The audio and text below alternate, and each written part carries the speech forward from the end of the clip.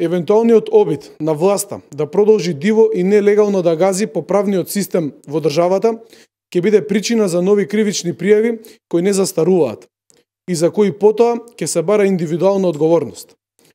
Без подпис на указ за станување на сила на законот за јазици од страна на председателот на државата, секое објавување во службен весник и негова понатамошна примена ќе биде нелегална.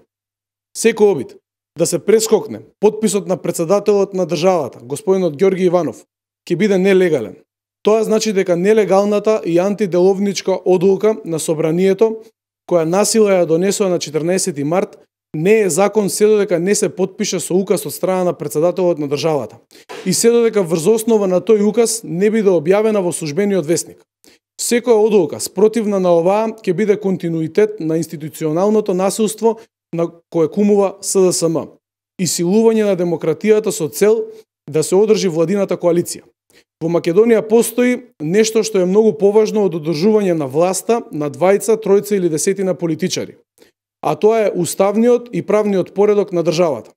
Само за подсетување на јавноста, а посебно на СДСМ, собранискиот спикер не може да го заменува шефот на државата во услови кога тој во целост се извршува својата функција.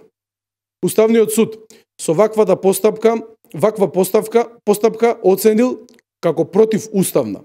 На ова упатува одлуката од 1998 година, кога имало ваков обид од страна на Тито Петковски по повод законот за знамиња на националностите.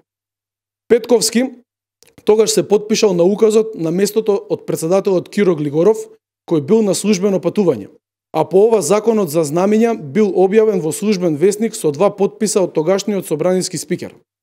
Година дена подоцна, Уставниот суд одлучил дека законот е неуставен, а уште побитно, како неуставна е оценил и постапката на Петковски за потпишување на указот, бидејќи на председателот на Републиката не му престанала функцијата, ниту бил спречен да ја врши.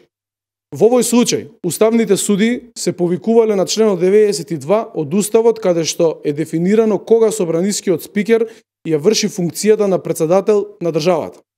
Во овој член се утврдени 3 ситуации кога председателот на собранието е овластен да го заменува. Тоа е: прво, во случај на смрт, оставка, трајна спреченост или престанок на мандатот на председателот по сила на Уставот од избор до избор на нов шеф на државата. Второ, кога настапиле услови за престанок на функцијата на председател, што го утврдува Уставниот суд по службена должност. Трето, во случај на спреченост на председателот на Републиката да ја врши функцијата. Ниту еден од овие услови не е исполнет за да може Талат Џафери да си земе за право да потпише указ во име на председателот. Секој таков обид ќе биде еклатантно кршење на Уставот и тоа, повторуваме, ќе биде дело кое ќе носи политички и кривични последици од сите оние кои што свесно ќе учествуваат во него.